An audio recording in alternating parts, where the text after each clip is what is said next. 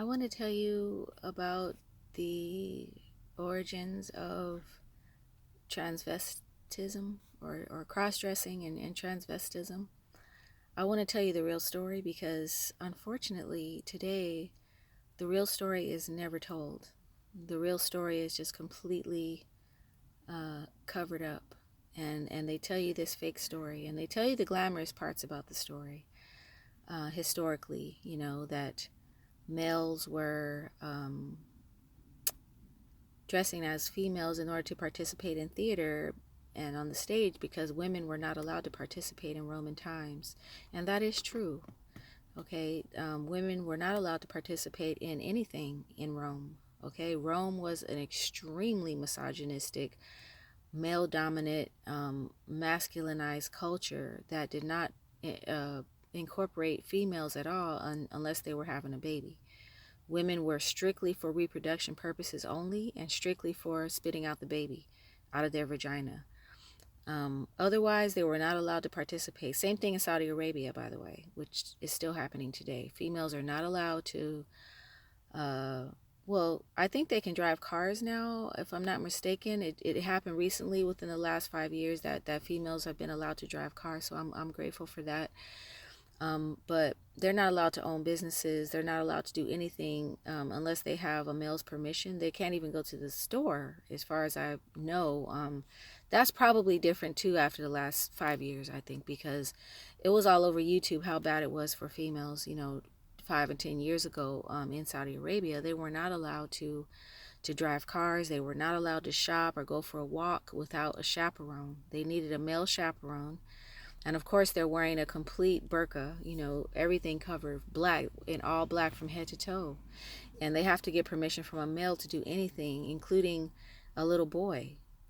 So a 40-year-old woman who has a college degree and who's traveled around the world, she needs permission from a 5-year-old boy to, go out to dinner or something like that. So this is the picture that the internet portrayed of Saudi Arabia. I'm not sure how accurate it is. I've never been to Saudi Arabia. If you know anything other than this, please let me know.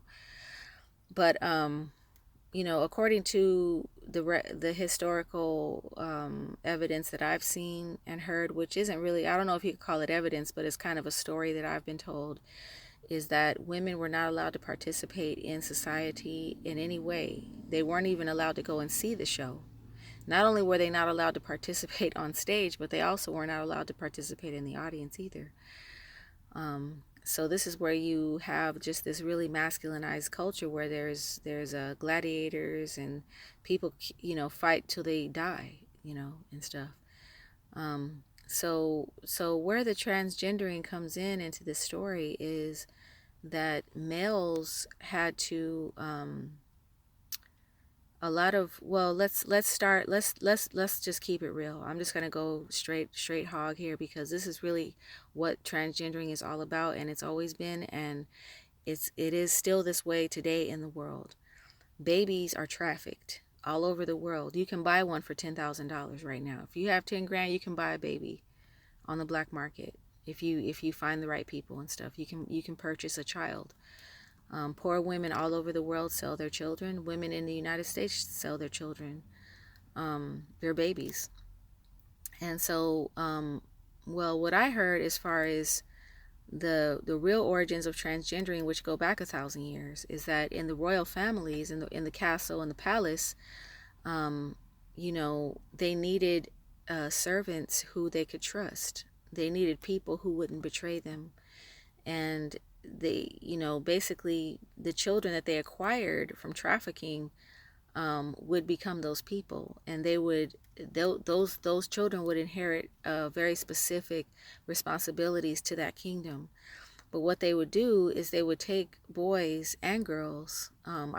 They've never mentioned girls, but now that I'm saying it, all of this, I think they did it to girls too in the same context, because I don't see why they wouldn't. They would take these children and they would remove their, when they got to be like 8 and 9 years old and stuff, they would remove their reproductive organs so that these children would become a eunuch. And there's female eunuchs too. Okay, there are people who had their reproductive organs removed as children so that they couldn't have families and so that they couldn't um, be passionate, to overthrow the family that they worked for, who they definitely despised. Because if you're a eunuch, if you don't have reproductive organs, then you're really a subhuman. You're not actually viable as a human specimen anymore.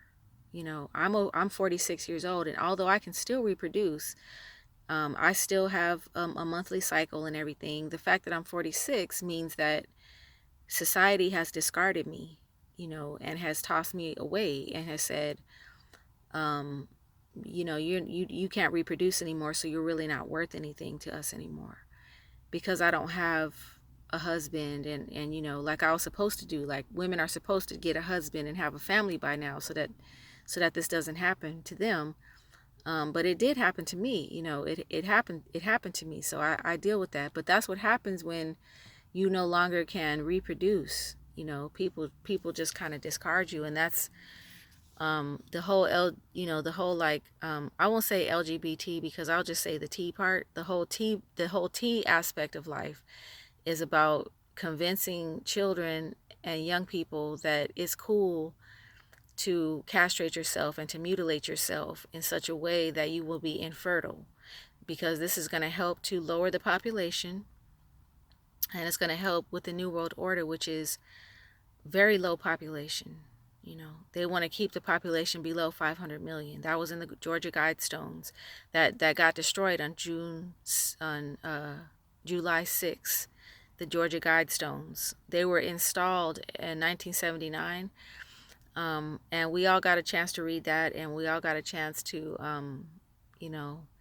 enjoy the glory of the Georgia Guidestones. If you haven't, then I recommend looking up the Georgia Guidestones and read what it says, to keep the population below 500 million. So that is the New World Order. And with this new mRNA shot that they've got, they are able to succeed at that without really brutalizing people with war and stuff. So that's kind of cool. But this is where transgendering really came from. And another aspect of it is, as far as females are concerned, girls were not, like I said, they weren't allowed to participate in society at all unless they were having a baby. You were only allowed to be a maid at home, to do the washing and the cooking and take care of the kids and spit out, have kids and stuff. That was all that you were good for in Rome. I think the women also did the agricultural work. So basically the women did everything, and the males had a very leisurely life. They kicked their feet up. Same thing today. Okay, same thing in many countries in the world, especially places like Saudi Arabia and Afghanistan. And even in North Korea as well, and China as well. The women, people, I think all the Chinese people work hard, but the women in these Asian countries, they're the breadwinner. They're the ones that go out, and they usually prostitute themselves and stuff to make money and bring it home, because these countries are just so oppressed by their governments. So women had to they had to tape their breasts down, and they had to take special herbs and folk remedies and stuff that would make their voices deeper and increase their testosterone levels. They had to shave their heads. They had to build their musculature, build their bodies up muscularly, and just really, it was life or death. They had to fit in, and they had to walk like a man. Walk like a man, talk like a man. That's those are ladies singing that song who know how it feels to have to, like, man up and be a man, even though you're a woman. So this is where the whole transgender thing really came from. Okay, I just, Mulan, I think Mulan, the movie, the Disney movie Mulan, tells that story. Mulan, she wanted to help her community in battle, and she wouldn't be allowed to go if she was a girl, but really, it's not that girls wanted to go to war or anything. It's just that if a family only has girls, then they're going to be the underdog. They're going to be really poor. So one of those girls is going to have to man up and become a man, or at least try to convince people that she's a man. And of course, it's not her idea. It's coming from the father. The father is going to say, okay, this girl right here, she's athletic. We're gonna make her go to college because the other girls can't go because they're girl, they're too girly. We need a masculine type, someone that can convince the world that they are a man, and they're gonna go out there and they're gonna bring back the bacon, bring home the bacon. And as far as the boys are concerned, the boys were castrated and they were put on the stage as actors and singers. Same thing today. The vast majority of so-called female performers that we see are males. They've been castrated. They're castrados, and they castrate them at an early age so their voice doesn't change. Their voice never deepens. They never really grow up. They're just a child forever. Like Mariah Carey is one of those. And that voice, who can hit those notes? It's superhuman. It's a superhuman kind of vocal range that they have. And they were raised in the castle, in the palace, next to the king and queen and their kids and their royal family, and they played with the kids. They were close to the family, and they were well trusted because they're not going to go anywhere. It's like having a cat around or that's spayed and neutered, that cat's not going to go anywhere. So these boys were raised in that way, and they gained prominence. These eunuchs, they gained prominence in the society that they lived in, these castrados, because a lot of them became very successful as performers. And then the other boys that were raised with the royal family, they became very rich because they were very close to the royal family and they had influence. So what we're dealing with now is the diaspora of these eunuchs being the underdog all the way to now, where they're not the underdog anymore. Now they're on top. They are on top. The cis people, the ordinary people, are the ones who are on the bottom now. We're the ones who are like, how do I get rich? How do I get famous? You can't. You just forget about it, okay? Because it's not for you. It's for them. They have a very tight, very close-knit, very, secret society. It's a secret society. It's a secret community of these castrados and these eunuchs, these female eunuchs. All of these people are transgendered. All the secret society, the Freemasonry, the high-level Zionist, the high-level powerful elite, Skull and Bones, the Bush family and all that. Those people are all they're all crisscross applesauce. They don't have reproductive organs. Okay, they are in power right now. They rule the world. They run the world. And their goal is to make sure that the population stays under 500 million. And I guarantee you that 500 million is going to be in their service. Or let's say like 495 of those million will be in their service. It'll be like 5 million of us who are like, no, I'm not serving you. No, you're going to serve me. That's because they're supposed to. They're in the position of power. They're supposed to serve the people. But unfortunately, most of the people in the world are not really aware enough and not really conscious enough or awake enough to actually demand that, God's will be done on earth as it is in heaven. There's only a few of us that are. And the few of us that are, I'm never going to submit. Never. They're going to have to kill me. There's a lot of people like me. I won't say there's all that many. It might be 2%, something like that. And that's being generous. I hope it's 2%. But I just wanted to tell that story, especially for the young people who really haven't heard and don't know, where the transgendering movement came from. It comes from human trafficking, okay? It comes from human trafficking. It comes from tragedy, and it comes from sexual abuse. It's not cool. It's not a trend. It's not fun. And if you mutilate yourself in any way medically and you change yourself, you will regret it. I really haven't heard anybody say that they didn't regret it. Even the people who are living happily as the opposite gender, they regret it.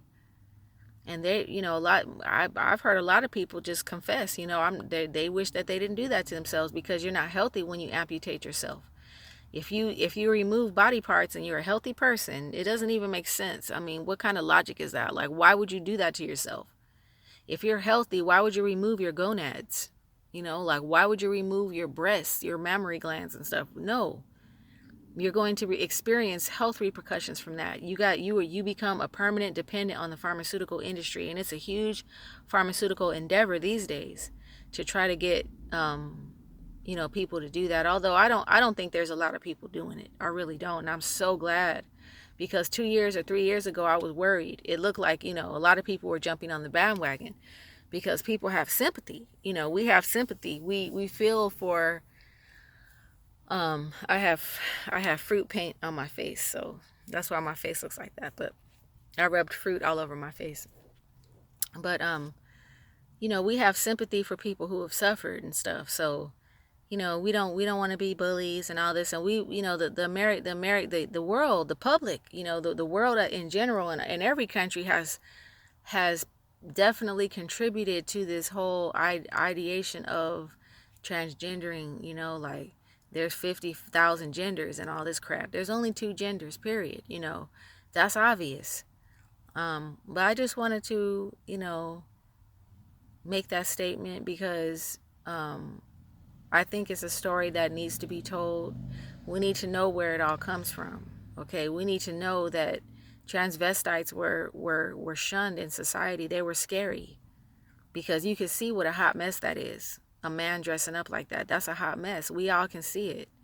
It's not cute. It's not good. If you're gay, okay, that's fine. Be gay. Be a man about it, though. Be healthy. Be a gay man. That's fine. That doesn't bother me at all, because I know something happened to you, to that person. If you're gay, I believe that something occurred in your life that turned you that way, and so you got to work that out. But trying to change your gender is not the way to escape it. You're not going to escape anything. So I hope you've enjoyed this historical lesson. Thank you.